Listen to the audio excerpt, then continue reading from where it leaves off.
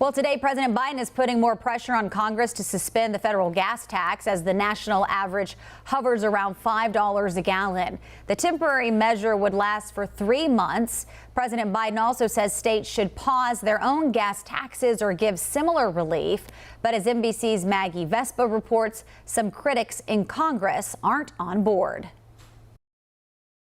With the national average remaining near $5 a gallon, could Americans see some relief at the pump soon?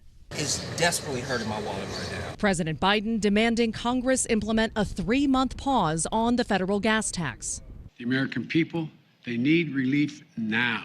The federal gas tax has been 18 cents a gallon for nearly 3 decades. The White House estimating if states pause their gas taxes too, prices could fall by $1. The president also blasting big oil, accusing companies of refusing to boost refining capacity after the U.S. banned Russian oil imports following Putin's invasion of Ukraine. Bring down the price you are charging at the pump to reflect the cost you are paying for the product. Do it now. At least one CEO pushing back, saying oil production is at an all-time high. Biden's energy secretary set to meet today with multiple CEOs in search of solutions. But ahead of November's high-stakes midterm elections, congressional critics, including some Democrats, are not buying the president's plan. After the Federal Reserve raised interest rates for the 3rd time this year, they argue a gas tax holiday could make record inflation even worse. This ineffective administration's big new idea is a silly proposal.